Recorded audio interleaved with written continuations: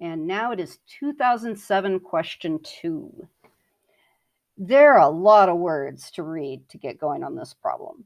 I'm assuming you've already read them at this point. For part A, it wants to know how many gallons of water enter the tank during the time interval 0 to 7. Round your answer to the nearest gallon.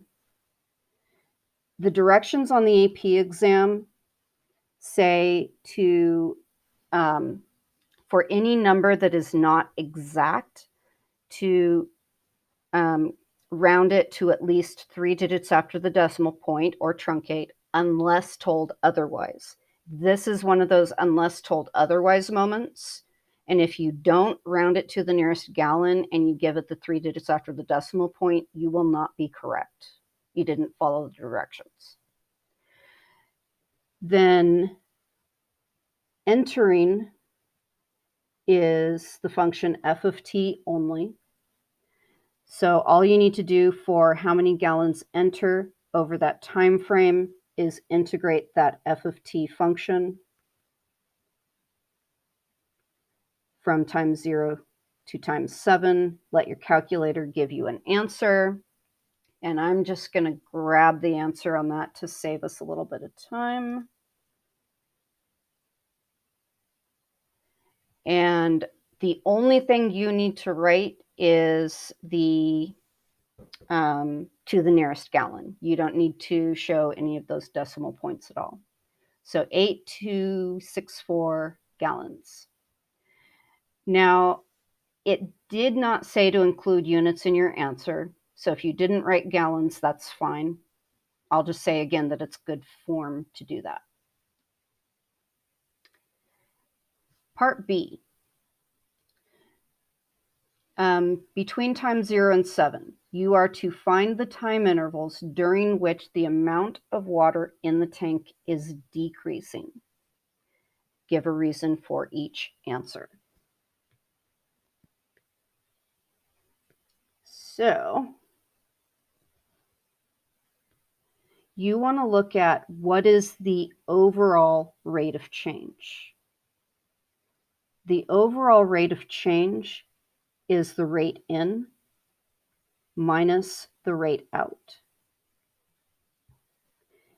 And if you want to know where the times when the water is decreasing, you have to first determine the times when this expression is equal to 0 and where it is undefined or has a discontinuity. Then when you look at the graphs of these two functions, you can actually see the two intersection points when f and g are equal. And they even told you, here they are, they gave you those numbers. Know that they do this because they know how much time this problem should take you. And if it's going to end up taking you too long to go through and find those intersection points, they're going to give them to you instead of having you find them. So they gave you those two numbers.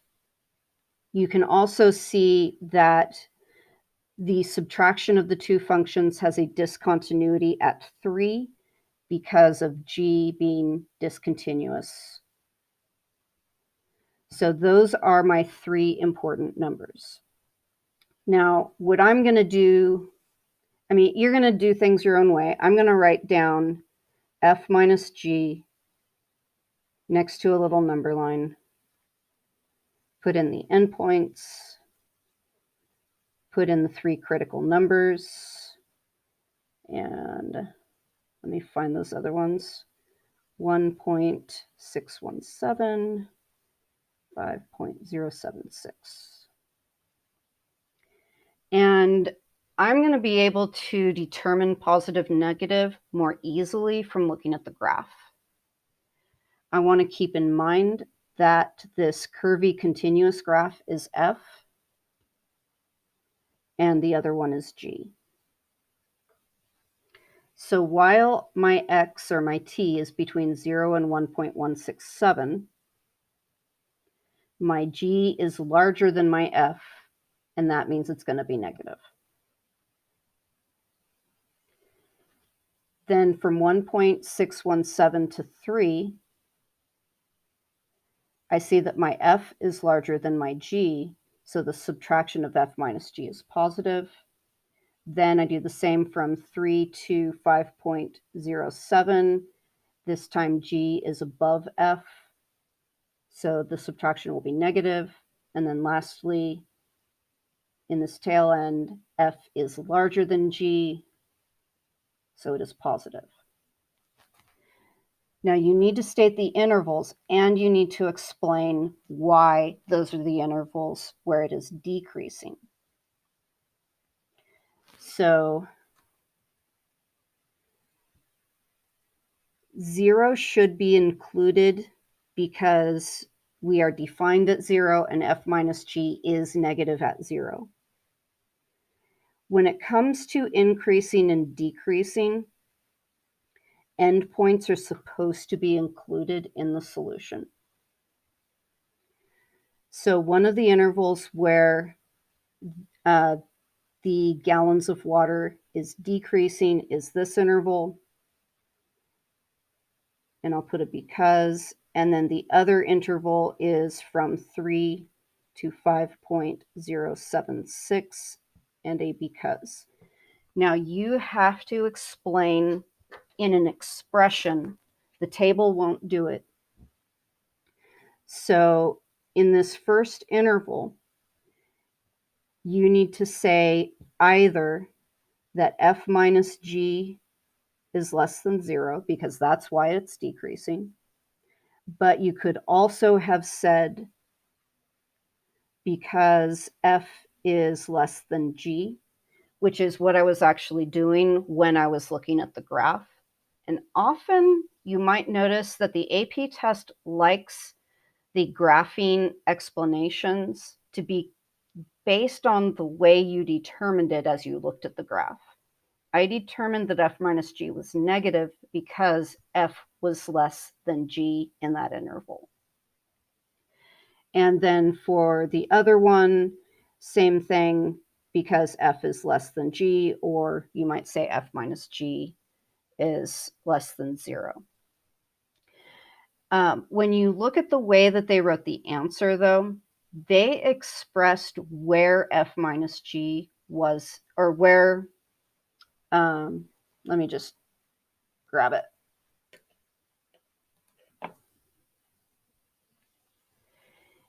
In their explanations, they said that it was decreasing from 0 to 1.167 because f of t was less than g of t for this interval here.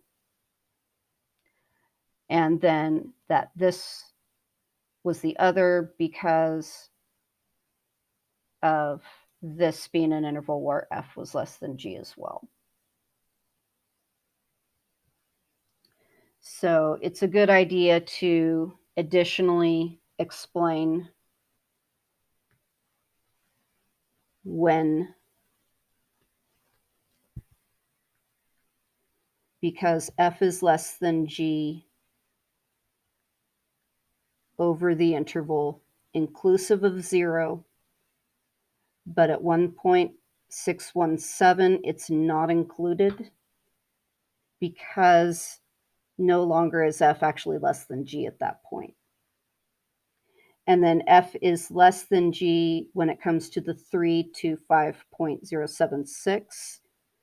It's actually only less than g over the open interval. Now, I don't want you to feel too overwhelmed with how do I know when to do a closed bracket versus an open bracket. I'm just going to keep telling you as we go, and if it makes, basically when you start taking the test, you're going to remember what you're going to remember. You can't worry about whether you're going to remember it or not. So what you want to realize is when you answer an increasing or a decreasing, unless they say determine the open intervals where it is increasing or decreasing, you should be including your endpoints in that interval. But if you say something like F is less than G, that technically is not true when you are equal to. But yet, by the definition, by the mathematical definition of increasing, decreasing, the endpoints are included.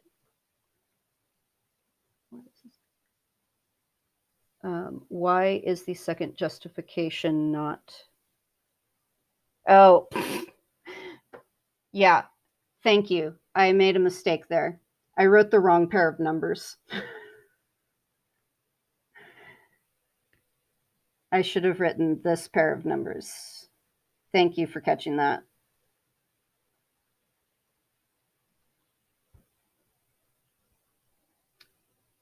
Okay. So that was part B. And I do want to mention, notice it says give a reason. Come on, pen. Give a reason for each answer. You need to make sure that you clarify in this manner. Okay, part C.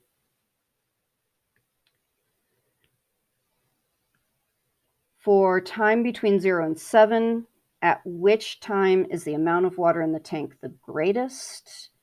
And you're going to compute the actual amount of water at this time. So we need to find the time when it's greatest and the value when it's greatest. And the answer needs to be justified for an absolute maximum. When it comes to absolute maximum or absolute minimum, you need to identify the endpoints of the interval, and you can put them into a T-chart if you like. And did they give a function name for amount? It looks like they did not. So I'm going to write A of T, which is the amount of water.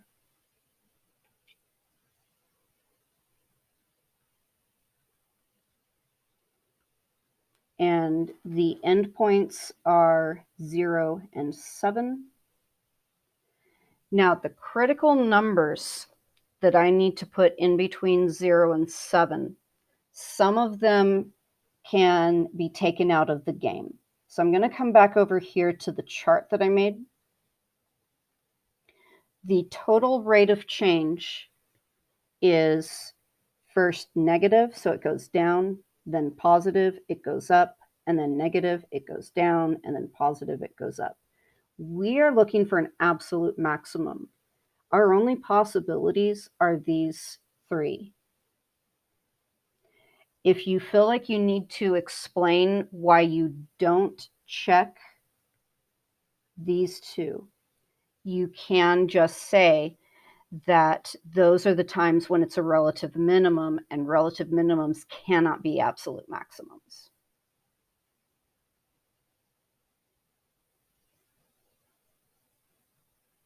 So the only number you actually have to check that's a critical number is 3, again, because the other two are relative minimums. When you look at the way the AP test puts its answers, when it's looking for an absolute maximum, it never lists any of the relative minimums ever. So now, how am I going to find amount? They told me that at time 0, the amount of water in the tank is 5,000 gallons. So that's one of my numbers already done.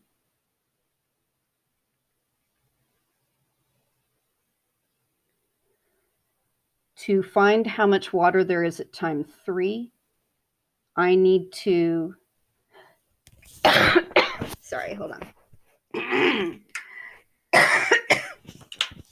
Throat tickle, coffee.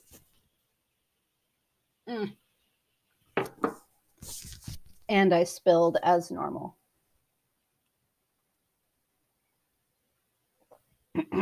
Sorry about that. Okay.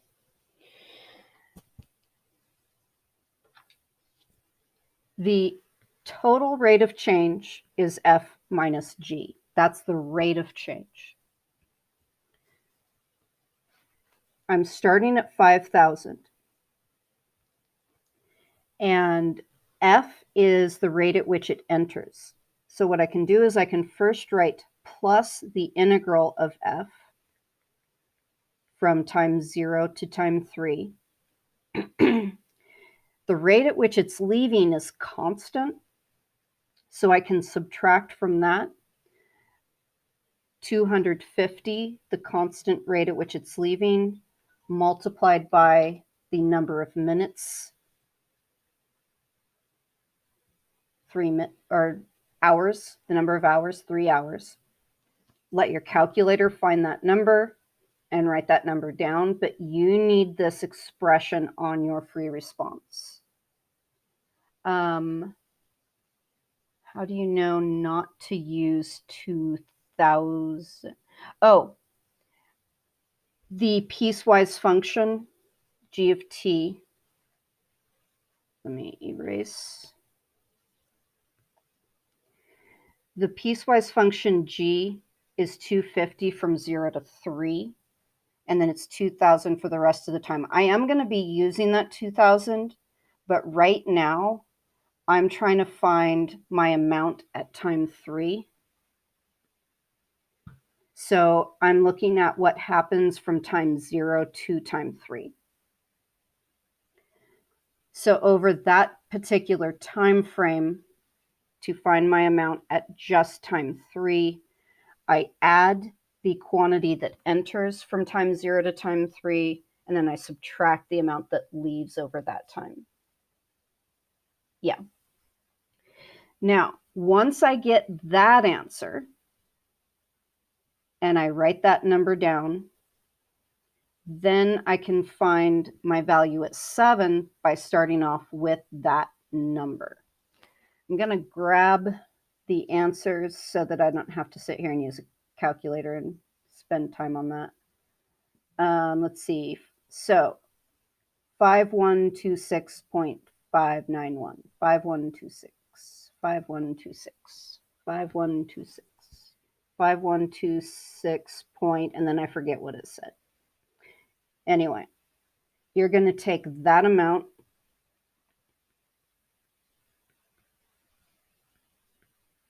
point blah, blah, blah.